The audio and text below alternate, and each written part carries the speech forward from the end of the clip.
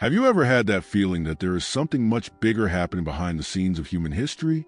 As if part of the truth had been purposely swept under the rug? Well, the Book of Enoch is just that, an ancient, powerful, and almost prohibited record that reveals to us scary and at the same time liberating secrets about the origin of evil, the fallen angels, and the final destiny of humanity. For centuries, this text has been ignored, censored, and even banned from many religious circles. But why? What is so dangerous on your pages? The answer can completely change your perception of what is happening in the world now and what is coming. Enoch's story is not just an old curiosity. It is a living prophecy that fits as a puzzle piece in the current spiritual scenery. Imagine a man who did not prove death, who walked with God so intimately that he was taken to heaven in a carriage of fire. This man saw what few saw, talked to angels, faced rebel vigilantes, and received views of the end time. Enoch is a bridge between the visible and the invisible, between beginning and the end, and his mission still echoes today, perhaps more than ever. The question that remains is, why did no one tell you that before? Is the silence around the Book of Enoch just forgetting, or was it a choice? In this study, we will dive deep into revelations of this mysterious book, following a clear and chronological line, full of symbolism, alerts, and amazing connections with today. Get ready for a journey that can turn your spiritual key upside down. What is hidden will be revealed. What has been ignored now will come to light. But before continuing, it takes a deep breath. What comes next is not for the weak of heart. If you are ready to face the unknown, to explore the mysteries that the church prefer to hide, do not waste time. Keep reading and prepare to find out something that can change the course of your spiritual journey. And if you feel touched by these revelations, don't wait any longer. Subscribe to the channel, enable notifications, and follow each new content that will bring more light to this journey of discoveries. What you do with this revelation can now change your destination. Enoch was not any man. He was the kind of person who walked with God in full communion, as who walks with an old friend to the garden trails. In a corrupted time and surrounded by shadows, he shone like a living torch. His destiny was so extraordinary that the Creator himself decided to spare him from death. It was raptured, disappeared from the earth before the eyes of men. A carriage of fire took him to a kingdom above the heavens, where only the chosen ones have access. The most intriguing? Enoch left a legacy, a hidden book, forgotten by many but not by chance. The content of this book reveals secrets that mess with the structures of the spirit world. He speaks of fallen angels, the dreaded vigilant, dark alliances, and the origin of colossal beings known as Nephilims. There is something there that most churches have never dared to preach. And honestly, you can't even blame. The content is explosive. But why was this book hidden for so long? Simply reveals too much. It shows how angels fell, how they corrupted humanity, and how Enoch was chosen to denounce it all. The narrative is dense, full of codes, and speaks of names like Samjaza, the leader of the rebellion, and Uriel, the archangel who brings direct messages from the throne of God. It is a heavenly map with deep terrestrial implications. In addition to being a testimony, the Book of Enoch is also an alert. He was not written only for his generation, but to ours. A prophetic call that crosses the centuries as a scream of wakefulness. Enoch saw what is to come. He saw the fall of the angels, the destruction of the Nephilims, and the glorious coming of Messiah. And all this recorded with details that, when fitted these days, look like a mirror of the modern world. If you think we live common times, you may need to rethink. Enoch's revelations are an urgent call to spiritual awakening. Each page of your book carries echoes from heaven, divine justice, and the final judgment. What we are about to explore is not fiction, but a prophetic portrait of what it is, and what is about to happen. It all started with a call, not those who come in a vague dream or subtle intuition. It was straightforward, intense, and unmistakable. God sent heavenly messengers to seek Enoch, and these were not ordinary angels. They were shining beings, sent with a clear mission to lead the man who walked with God to the heights. Enoch could not resist. He knew something big was coming. He was taken not by death, but by divine choice, a rapture worthy of the most epic pages of eternity. The fire carriage that took him was not only a symbol of power, but a separation. It was the cut between the visible and the invisible world. Who saw the scene was dumbfounded. Who heard the reports could barely believe. But Enoch, quiet, knew it was not an end, it was a beginning of a much larger mission. In being high, he entered a new dimension where God's mysteries not only reveal themselves, but are experienced. It was like crossing the veil and getting into the presence of the one who created all things.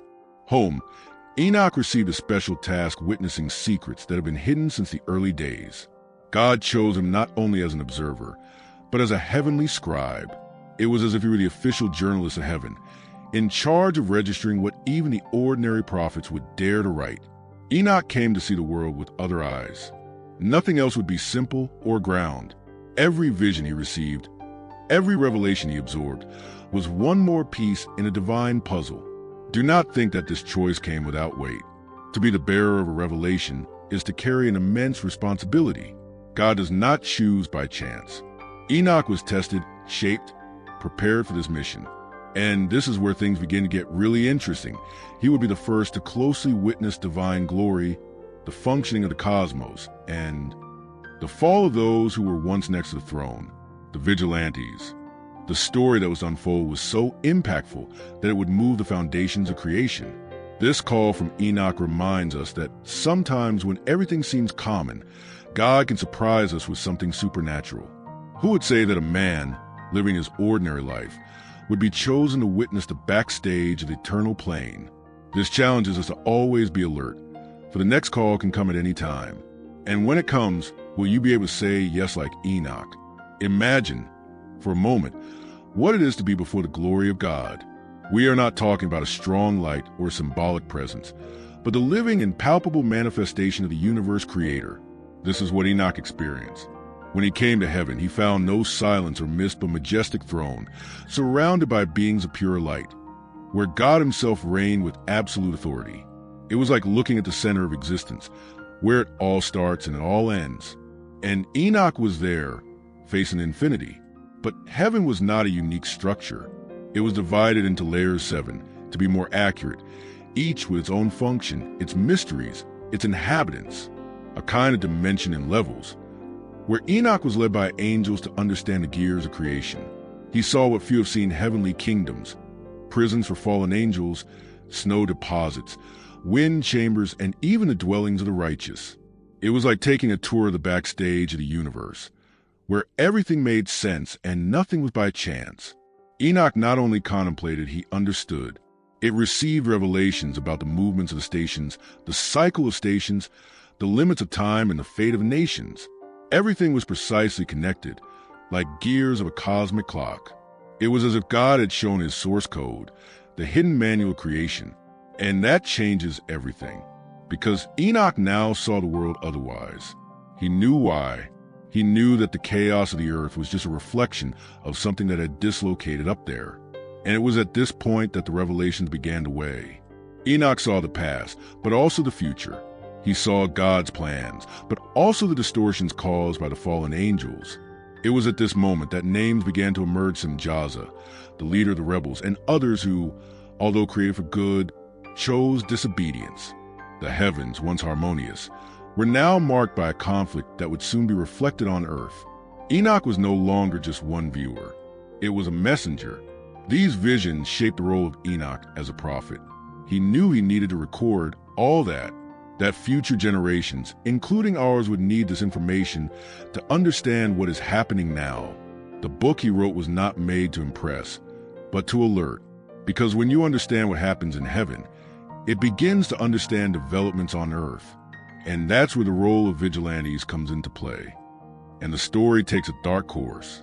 At a certain point on Enoch's visions, the tone changes.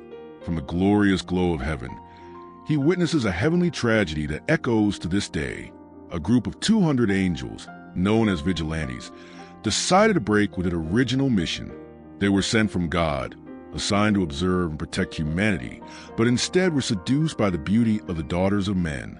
These angels, led by Simjaza, made a decision that would change the fate of the world. They descended to earth, not as messengers, but as transgressors. The fall was not an accident. It was intentional. They sealed a rebellion pact on top of Mount Hermon, a place that still carries spiritual remnants of this fateful choice. There, they promised each other who would not go back. It was a kind of sacred oath or profane, depending on the point of view. They knew they were crossing a line without return. And when they crossed, they took with them powers and knowledge that they should never have been shared with humans. These fallen angels brought with them heavenly technology, hidden in practical knowledge that completely corrupted civilization. They taught men the art of war, the blacksmiths, the secrets of metals, women, enchantments, seduction, and witchcraft. What seemed wisdom was actually a disguised poison. Enoch saw all this with regret. He understood that the act of vigilantes was not just a betrayal against God, but a sabotage against all creation. It is important to understand that this fall was not like fairy tale stories. It was real, spiritual, and with physical consequences. The world began to dive into darkness. Humans, once innocent, were now mixed with beings of another order, carrying within themselves seeds of destruction. The sky cried for this corruption, and God, though patient, began to move his righteousness. Enoch knew that the earth was about to face something unprecedented. And this is the point where the story makes another leap towards chaos, the birth of the Nephilims, children of these angels fallen with human women, gigantic beings violent and thirsty for domination. But it's a subject for the next step of our journey. The result of the union forbidden between vigilantes and human women was devastating. From this impure alliance were born the Nephilims, giants with supernatural force and insatiable hunger, not just for food, but for domination. Enoch describes them as hybrid beings, bearers of a power that no mortal should possess. They dominated whole cities, enslaved peoples, and made the earth a field of oppression. The creation, which once reflected the harmony of God, was now ruled by monsters. These giants grew not only in size, but also in evil. They started devouring animals, then men, and finally, among themselves. Cannibalism has become common. The civilizations of that time lived under constant terror. Nephilims have imposed blood rituals, strange cults, and a culture of violence never seen before. The magic, taught by the fallen angels, became a weapon in the hands of these beings. It was not only physical corruption, it was spiritual, intellectual, and moral. The earth moaned, literally, as if the creation itself was crying for the Creator for relief. Everything was out of balance. The laws of nature were violated, and the image of man made in the likeness of God was now mixed with the essence of rebellion of heaven. It was not just a behavioral crisis. It was a genetic war, an attempt to sabotage God's original plan for humanity. Enoch, in registering this, spared no details. Your text is a regret, but also a warning. This is where Nephilim's performance proves to be more strategic. They not only destroyed, they manipulated. They were like kings of a dark empire who used heavenly knowledge to control the masses. Temples were erected. Human sacrifices became routine, and the world began to revolve around the will of these beings. And all this happened as the fallen angels watched, proud of the chaos they had created. But nothing escapes the look of the Most High. Enoch knew that God was watching, patient, but not indifferent. Justice was being prepared, and before the sentence was pronounced, God would choose a messenger, someone worthy of receiving the plan of judgment. This is where the role of an archangel comes with decisive mission. Uriel. There comes a point where even the silence of the sky breaks. The earth couldn't stand it anymore. The screams of the innocent, the blood shed by the Nephilims, the corruption established by the fallen angels. All of this accumulated as a smoke before the throne of God. Enoch noted that nature itself cried out for justice. It was as if the planet, alive and aware of his pain, raised a cry to the heavens. And God, just and long, finally decided to act. The time of patience was over. The judgment would not come anyway. God chose to send one of his most powerful voices, the archangel Uriel, an emissary of judgment, revelation, and light. Uriel introduced herself to Enoch not only as a messenger, but as a guide, someone who would show the prophet the gears of the coming judgment. Enoch would not just be a witness to corruption, now it would also be herald of the divine answer. And this answer would come with strength, clarity, and accuracy. Uriel showed Enoch where the fallen angels would be arrested, not in a physical dungeon, but in prisons of darkness, places of pain and spiritual isolation below the earth, waiting for the day of judgment. He revealed that the vigilantes, those who had broken the heavenly pact, would no longer have access to heaven. Their supplications would not be heard. His destination was already sealed. It was a clear message: not even the most powerful beings escape divine justice when they choose the rebellion. Moreover, God would not ignore the acts of the Nephilims. Those who corrupted the earth would be destroyed. But before that, Enoch should take a message. It was an ungrateful mission to announce the sentence to the vigilantes themselves. Imagine the scene of mortal man, returning with heavenly authority, facing angels who had once been exalted as gods among men. Enoch now was like a spiritual toga judge, carrying God's verdict in his mouth. And it is this return to earth that marks the next chapter of this epic story. Because while the heavens prepare for the execution of judgment, Enoch descends again, not as a simple man, but as a prophet and with a mission that few would have the courage to fulfill, an inevitable encounter with the rebels, and one last chance for the world to hear the truth. When Enoch returned to earth, he did not return as before. Something had changed. His eyes carried the brightness of the heavenly visions, and his voice, now loaded with divine authority, echoed with the weight of truth. His mission was clear: to announce to the vigilantes that their days of influence were told. Imagine the tension of this scene: fallen angels, used to being revered as gods, listening to a mortal man who will be imprisoned for all eternity. Enoch did not tremble. He knew who had sent him. His prophecy was firm as a rock: you will not rise again to heaven. Your cries will not be heard. The judgment has already been decreed.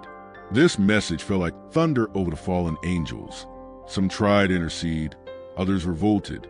But everyone knew God's decree, once pronounced, is irrevocable. Enoch revealed that they would be thrown into deep abysses, in dark chains, until the great day of judgment. Nothing more power, influence, or glory. But Enoch's mission was not limited to the vigilantes. He also brought a word about the fate of the Nephilims, who spread destruction among men. According to the revelation, they would be consumed by their own chaos. God would not allow creation to be completely erased. The flood, an unprecedented catastrophe, will be the instrument of purification. Enoch did not speak with fear, but with hope. God's righteousness, though severe, was also restorative. In addition, Enoch warned the wicked, those who had followed the paths of the fallen. The time of mocking the truth was running out. He summoned the righteous to stay firm, not to be seduced by the false brightness of forbidden knowledge. His words were not just a message to the ancients, they were alert seeds for future generations. Yes, even for us here and now, because the spirit of deception keeps trying to infiltrate. And while Enoch fulfilled this mission, he was also awarded new visions. Visions of promises, restoration, and Messiah that would come to undo the whole work of darkness. But this glimpse of the end of the vigilantes and the victory of the righteous is what we will explore in the next step of this extraordinary revelation. The time has come when the divine balance was totally leaned into judgment. Enoch, in spirit, contemplated the outcome of the vigilantes. Those who once walked between the heavens and descended to the earth as rebels were finally overcome. They were thrown into dark arrests not as an act of revenge, but as pure justice. The currents that attach them are not made of iron, but of eternal judgment. There is no breach for appeal or return. God had spoken, and the sentence was sealed. The Nephilims, the fruits of heavenly corruption, did not escape either. Its destruction came through the waters of flood that washed the earth, as if the Creator himself was cleaning the painting to begin again. Each wave that rose was like a blow against violence, witchcraft, and abomination. Enoch watched this great purification by far, not with pleasure, but with the certainty that divine justice is perfect. The creation was not being destroyed, it was being saved from the total collapse. And in the scenario of judgment and fresh start, Enoch also saw something extraordinary: visions of the Messiah, a glorious being who would come in the name of the Most High, bringing redemption and just government. He would not be just a human warrior or king, but someone whose origin goes beyond time. The Messiah will be the definitive answer to the chaos generated by the fallen angels. A king who would crush evil not with brutality, but with justice, wisdom, and truth. It was the hope that the world needed. Enoch saw more a kingdom where the righteous would reign with peace. Not only survivors of the flood, but all those who kept faith, even in the midst of corruption. They would inherit the restored earth, guided by divine light, free from the domain of the vigilantes and the darkness that accompanied them. It was as if God is saying, I will clean everything, and those who love me will live safely. It is the promise that pulsates to this day in the hearts of those who expect.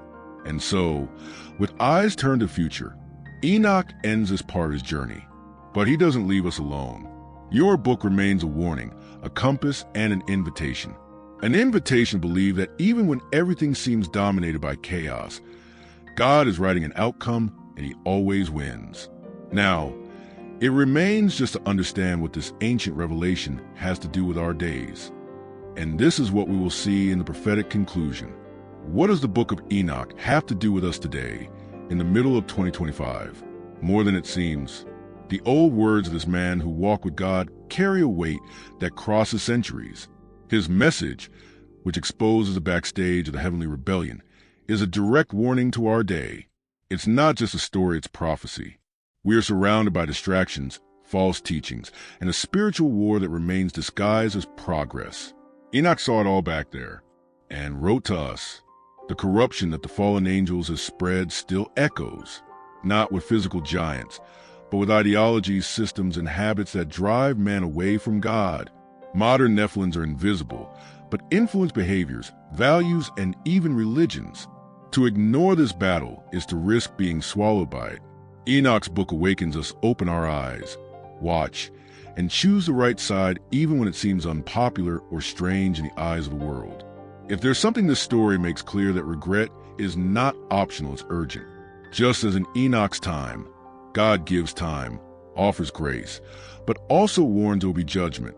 The opportunity to turn to him is open, but it will not be forever.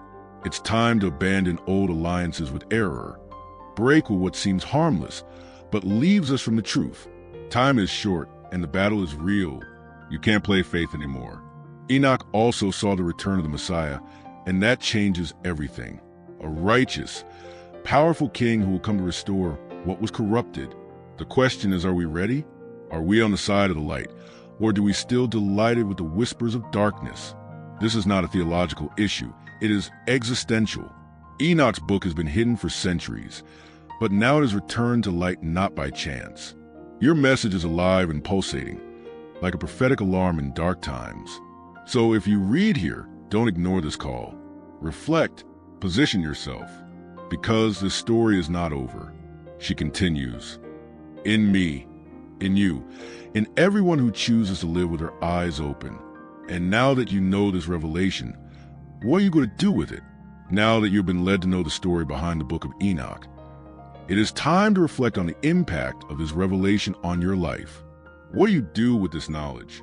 After all, more than understanding a distant past, you have been called to apply the lessons of this story to the present. Enoch's message challenges us to live with vigilance, to seek the truth and not to be seduced by the false promises of power and success that arise around the corner.